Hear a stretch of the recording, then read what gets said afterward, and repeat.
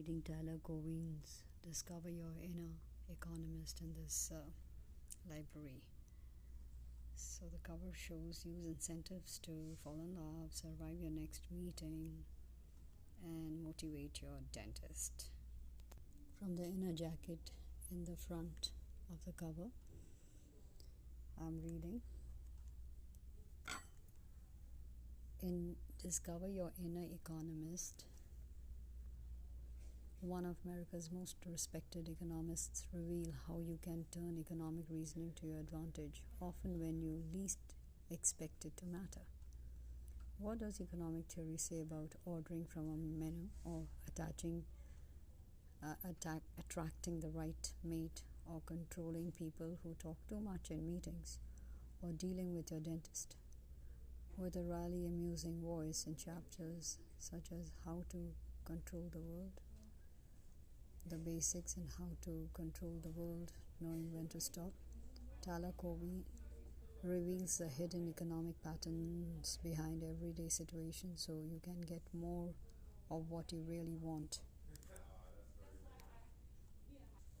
Incentives are at the core of an economic approach to the world, but they don't just come in cash. In fact, money can be a disincentive. Cowen shows why. For example, it doesn't work to pay your kids to do the dishes. Other kinds of incentives, like making sure family members know they will be admired if they respect you, can work. Another non-monetary incentive: try having someone stand up in your next meeting if you don't want anyone to drone on.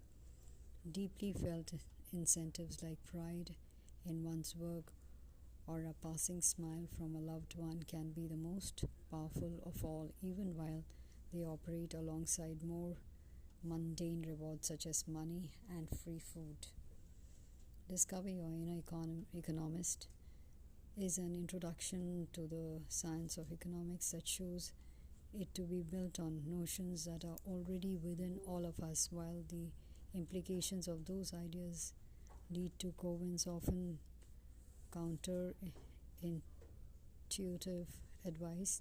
Their wisdom is presented in ordinary examples taken from home life, work life, and even vacation life. How do you get a good guide in a Moroccan bazaar? Your inner economist knows. In the inside jacket of the back cover, we have his photo, Tyler Cowen. He's a professor of economics at George Mason University. And you can find out more about him. And just read it. It's a nice book to be reading from. So here is the ISBN number, and I'm reading from the back side, the back cover. Tyler Cowen is a rare bird and economist who's a wonderfully entertaining writer, but also a deeply humane thinker. Discover Your Inner Economist will certainly change the way you think about an array of subjects, ranging from ethnic food to marriage to a never-ending quest for novelty. But even more important, it will give you a sense of the real possibilities the world has to offer and show you how thinking better can actually help you live better, says James Sorowicki, author of The Wisdom of Crowds. Another, Stephen D. Levitt and Stephen J. Dubner, author of Economics, again in praise of the book, write, if you like Tyler Cowen's writing on the best economics blog in the universe, you will love this book. Cowen combines an economist's tools with a teenager's recklessness, addressing problems like how to keep meetings short, how to hire a tour guide in Marrakesh, and how to incentivize your kids to wash the dishes. His creativity is a gift. And Tim Harford, author of Undercover Economist, says Tyler Cowen is an economist, culture vulture, restaurant critic, and the best blogger in the world. All rules are on display in Discover Your Inner Economist.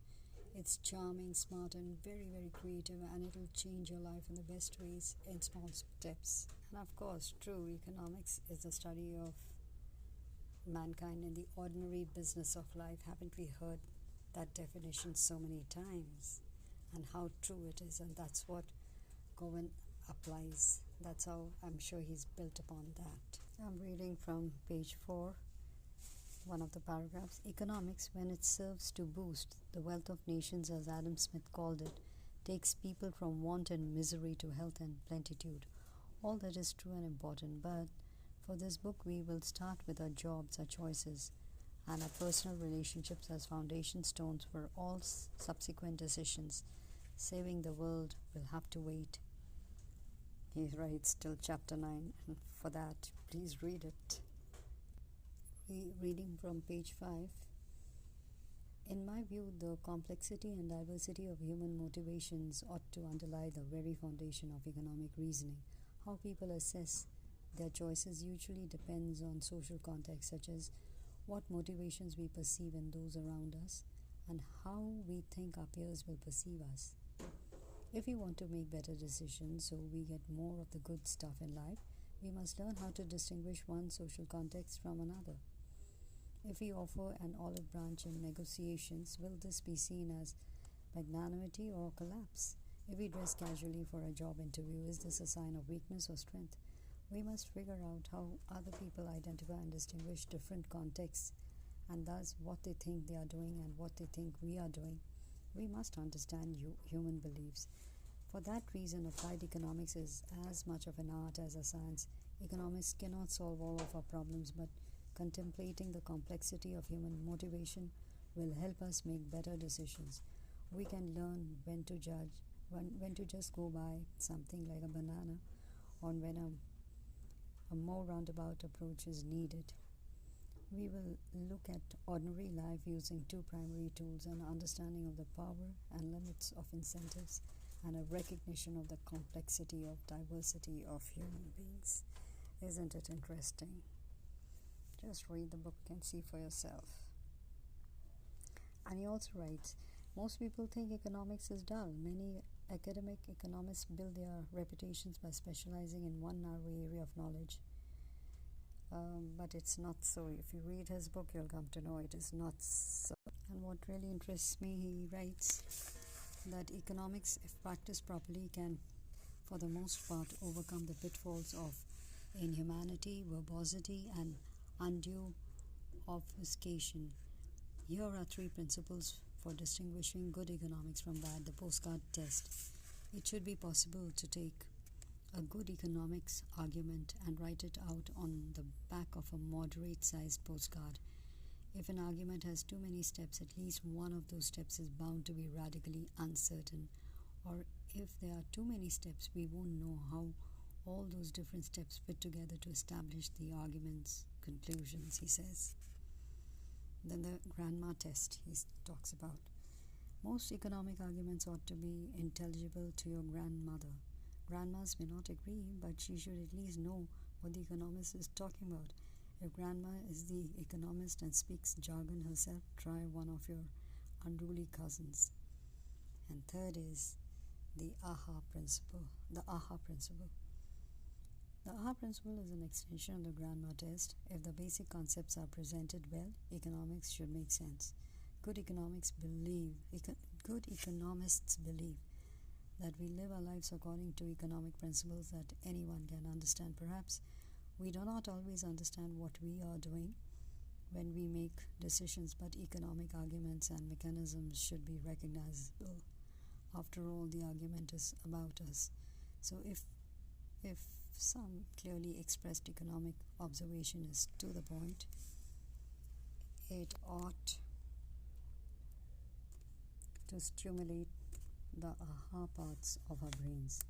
That may sound a bit metaphysical, but the idea is that a clearly expressed economic observation should really matter to us personally. It should be a revelation. So, see, he gives an analogy in page 8 and says, how would you feel if you read a biography of your life and found that none of the events were familiar, not even upon reflection? You might start to think that something is wrong. And the same is true for the claims of economics. If some economic insight doesn't make sense to you, there is usually something wrong with it, not you. On the other hand, As we all know, moments of aha can be so strong and so convincing that they can shape our lives for years to come. So when the aha goes off, there is our inner economist speaking.